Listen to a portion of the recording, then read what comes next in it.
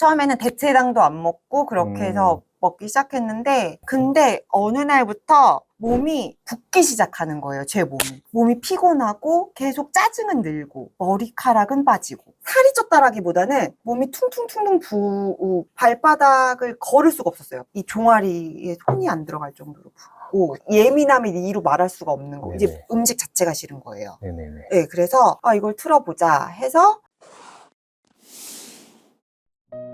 당신이 먹는 것이 곧 당신의 건강입니다. 당먹당의 첫 번째 시간 시작하겠습니다. 첫 번째 게스트로는 유블리님께서 이 자리를 함께 해주셨습니다. 유블리님 안녕하세요. 안녕하세요. 네. 먼저 저희 인터뷰에 응해주셔서 정말 감사드립니다. 제가 감사합니다. 네. 유블리님께서 자기소개를 좀 간단하게 부탁드리겠습니다. 네. 이 자기소개는 늘 이렇게 좀 떨리네요. 안녕하세요. 엉파 카페에서 유블리를 활동하고 있는 40대 유현아라고 하고요. 제가 하는 일은 입시 강사하고 있습니다. 지금은 잠깐 쉬고는 있는데 20년 넘게 20년 넘게. 네, 20년 넘게 영어 강사를 하고 있고요. 건강에 굉장히 관심이 많아져서 30대 후반부터 운동과 식단을 열심히 병행하고 있습니다.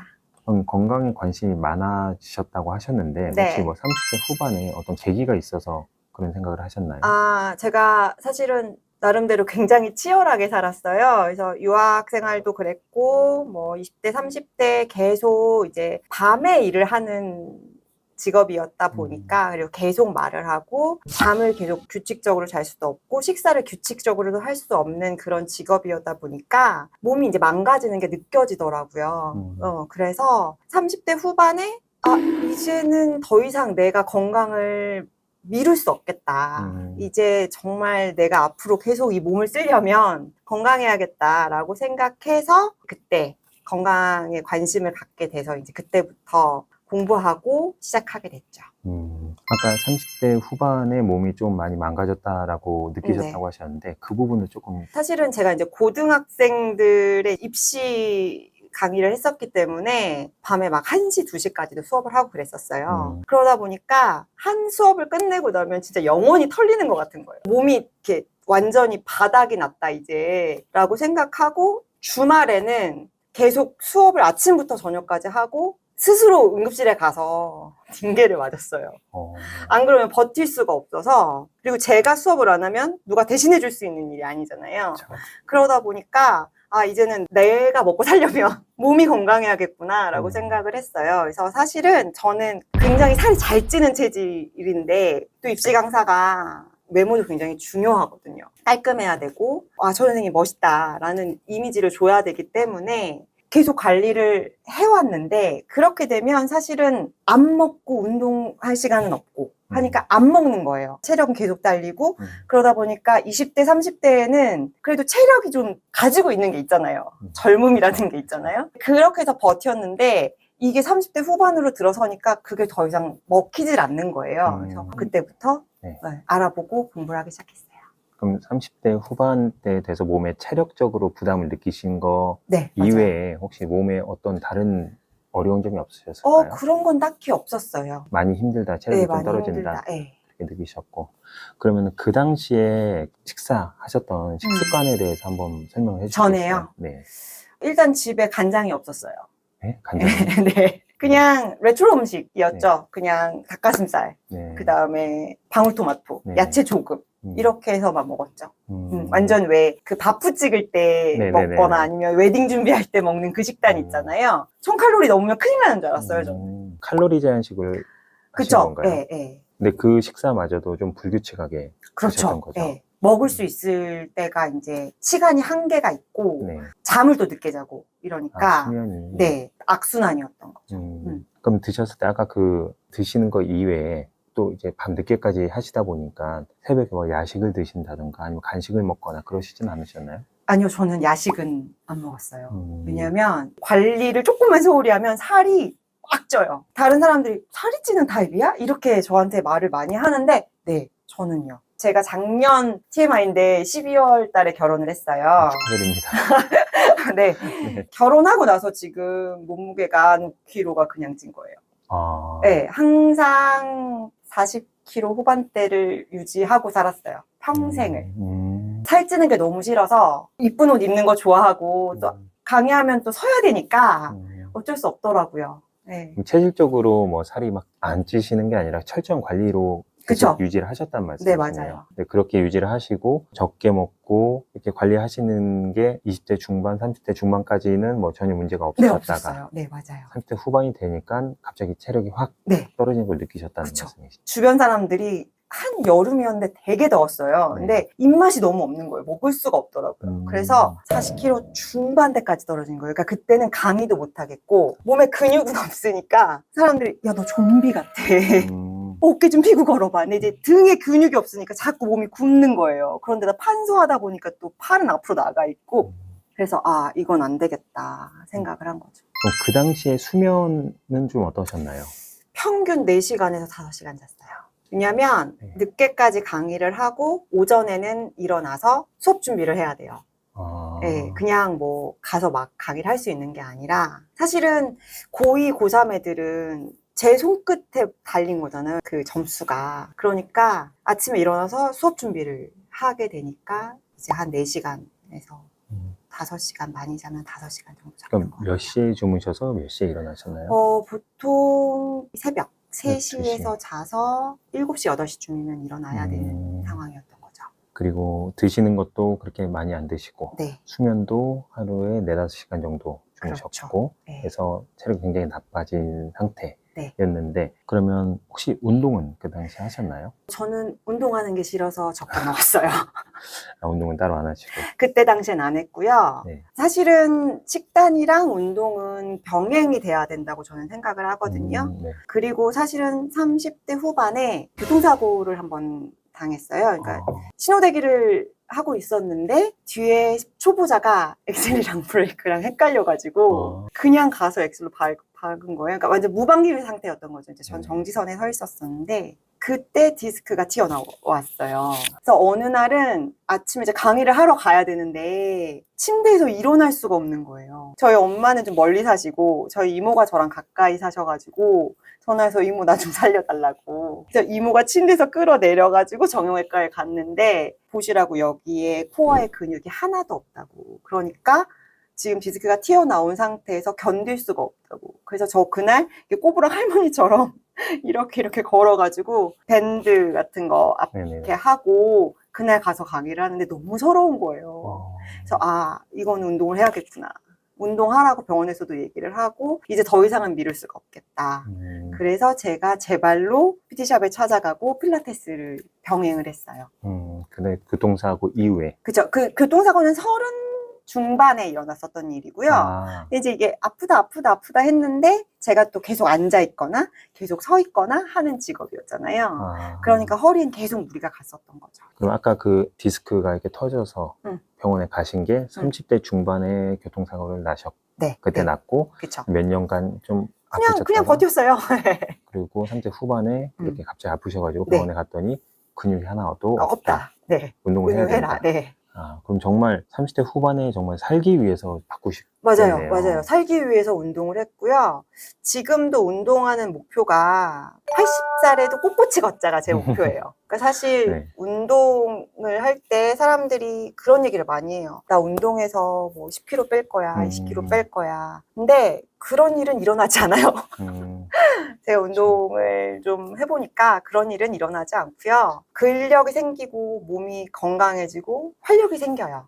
네, 그래서 운동을 지금도 인터뷰 하기 전에 하고 왔어요. 그러시군요. 네네네. 운동 마치시고 네, 오신 마치고 거군요. 왔어을 많은 분들이 좀 오해하시는 게 운동을 하면 내가 살이 빠질 것이다 생각을 해서 운동을 열심히 하시는데 실제로는 운동은 체력과 삶에 활력을 주는 거고 그쵸. 살이 빠지는 거는 식단. 네, 맞아요. 식단이에요. 결국엔 식단이더라고요. 그렇죠. 식단이 굉장히 중요합니다. 네. 그래서 30대 후반에 그런 일들을 겪으시고 나서 좀 나를 좀 바꿔야 되겠다. 네네. 그래서 식단도 변화가 있을 것 같고 그 수면이나 운동 이런 전반적인 삶의 루틴들이 좀 변경이 됐을 것 같은데 그쵸. 먼저 먹는 것부터 얘기를 해볼까요? 네네. 어떻게 좀 바뀌셨나요? 일단은 제가 먹고 있는 것들이 얼마나 안 좋았던 것들인지 알게 됐고 됐고요. 요즘은 다들 유튜브나 인스타나 거기서 쏟아져 나오는 정보들이 굉장히 많잖아요. 근데 그런 것들을 보기보다는 저는 좀 책을 좀 많이 봤어요. 내가 먹고 있는 것들이 칼로리만 체크해야 되는 것도 아니고 그냥 그 성분표만 봐서는 될 게 아니구나. 원재료를 봐야 되겠구나.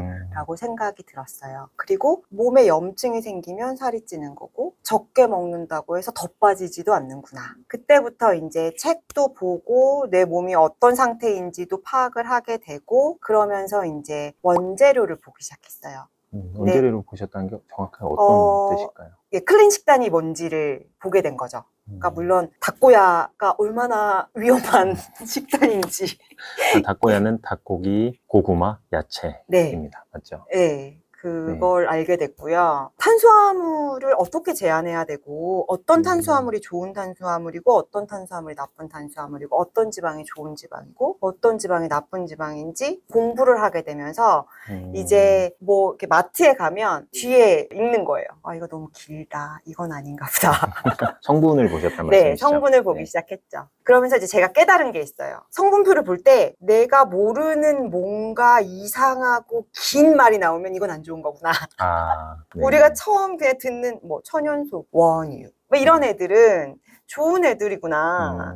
그리고 뭐 말토덱스트린? 이건 좀 좋은 거라고 했는데 막 이러면서 수크랄로스 뭐 이런 거 있잖아요. 막 네네. 영어로 되어 있는 막 말도 안 되는 네네. 기다란 거. 그래서 한 번은 제가 과자를 엄청 좋아해요. 다이어트 할 때도 일주일에 한 번 일요일 날 아침에 눈 뜨면 이렇게 봉지를 하나 뜯어가지고 아침부터요? 앉아서 딱 일주일에 한 번인 거예요. 그 일주일에 그거 하나 먹으면서 버티는 거죠. 다음 주에 먹을 수 있어. 막 이러면서 이거 어디 안 가? 이러면서 그렇게 먹었었는데 한 번은 과자 성분표를 딱 봤는데 정말 끝이 없는 거예요. 아, 이래서 안 되는 거구나. 그렇지만 끊을 수 없어요. 일주일에 한 번 정도는. 네, 뭐. 그러면 식단을 전에는 이제 적게 드신 소식하고 칼로리 제한식을 하시다가 네. 그 이후에는 성분을 보고 원재료를 보고 네. 이제 클린 식단으로 가게 됐다라고 하셨는데, 그러면서 탄단지에 대해서 좀 고민을 하시고 그 비율을 조절을 하신 적이 있으신가요? 네, 제가 처음에 이제 몸에 염증이 많이 생기고 이런 것들을 어떻게 줄여나갈 수 있느냐라고 해서 이제 검색을 하기 시작했는데 그게 간헐적 단식이었더라고요. 간헐적 단식에서 시작해서 저탄고지로 넘어간 케이스였던 거예요. 간헐적 단식 먼저 시작하시고 네네. 그다음에 저탄고지 키토식으로 그렇죠. 가신 네, 거군요. 키토식으로 넘어갔었죠. 네, 그래서 간헐적 단식을 시작을 했는데 간헐적 단식은 사실은 저는 지금도 꾸준히 하고 있는데 네. 걔는 별로 어렵지 않았어요. 시간은 어떻게 하시나요? 처음부터 16대 8로 했고요. 기본으로 잡고 그 다음에 뭐 20대 4 하기도 하고 컨디션 봐서. 네. 근데 16대 8은 보통 지키는 편이에요. 네. 하루에 한 끼만 빼고 두 끼 드시는 거죠? 그렇죠. 네. 근데 워낙 소식을 했던 사람이었고 또 아침을 안 먹었었고 이러다 보니까 그닥 어렵지는 않았던 것 같아요. 저는 좀 진입 장벽이 없었던 것 같아요. 그럼 저녁까지 드시고 다음날 점심까지는 공복 상태로 유지를 네, 하시고. 그렇죠. 네. 그렇게 하고 저탄고지로 넘어갔는데 처음에는 이게 들어가질 않는 거예요. 어떤 부분이 안 들어가는 그러니까 거예요? 고기를 먹어야 되는데 저는 고기를 별로 좋아하는 사람이 또 아니었거든요. 그러다 보니까 이걸 뭐 어느 정도 먹어줘야 된다는 거예요. 계속 양을 배가 부를 때까지 먹어줘야 된다. 이게 뭐 처음에는 양념도 없고 소금 간에 막 너무 맛이 없고 이건 야 닭가슴살보다 더 심한데 이러면서 좀 힘들었었어요. 그리고 탄수화물을 못 먹으니까 예민해지고. 그쵸. 네, 예민해지고 제가 이제 막 친구들이 야, 너 피부가 맑아진 것 같아. 막 이러면서 너 좀 건강해지는 것 같아. 너 이제 좀 좀비 같지가 않아. 이렇게 할 때쯤 야, 아침에 일어날 때 좀 가볍고 체력도 좀 생기는 것 같고 그런데 사람을 죽이고 싶어. 제가 그런 얘기를 했었거든요. 막 웃으면서 처음에는 대체당도 안 먹고 그렇게 해서 먹기 시작했는데 그렇게 해서 저탄고지가 어느 정도 몸에 익었다고 생각했을 때쯤 기간이 얼마 정도 걸렸어요? 한 1년 정도? 1년 동안 그러면 저탄고지를 꾸준히 네, 하셨고. 꾸준히 했어요. 네. 근데 어느 날부터 몸이 붓기 시작하는 거예요. 제 몸이.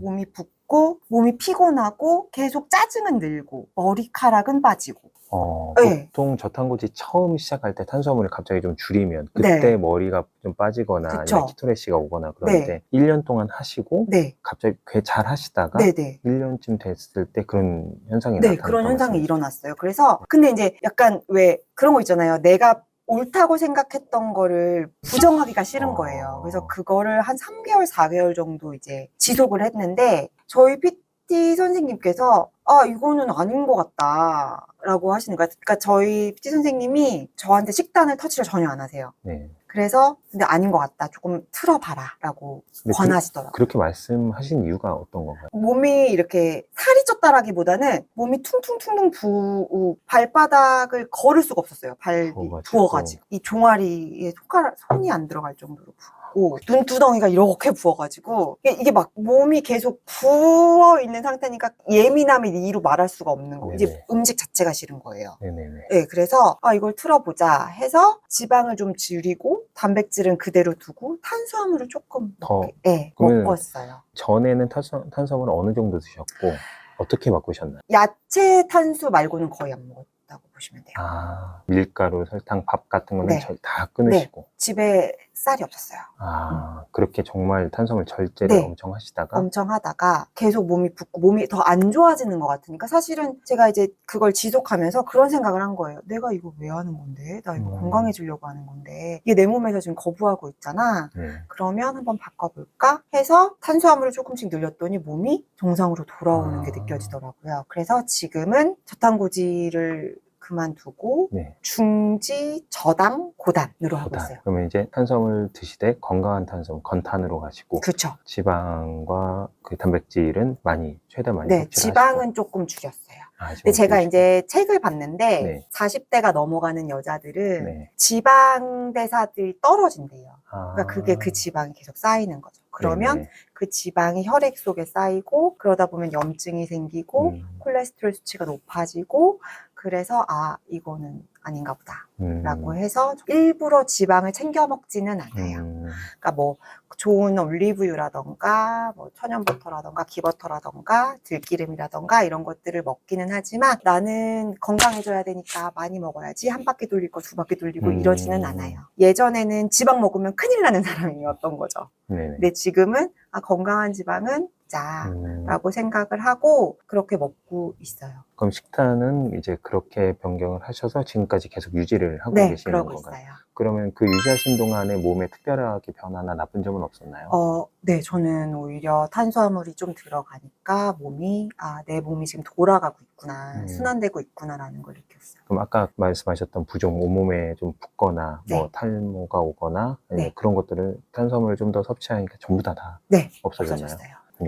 네, 이제 식단을 하면서 가장 중요한 게 저는 내 몸의 소리를 듣는 게 가장 중요한 것 같아요. 맞아요. 어디에서 어떻게 먹었더니 어떻게 빠졌어요. 뭐 이런 얘기 막 되게 많잖아요. 그렇죠. 뭐 오트밀이 좋아요.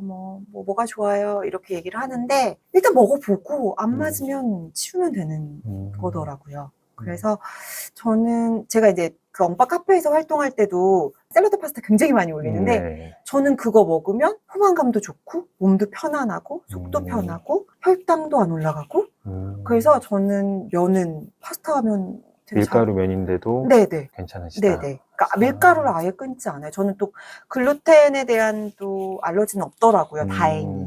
네, 그래서 또 유당불내증도 없고 그래서 저는 우유도 잘 먹고요. 그렇게 먹고 있어요.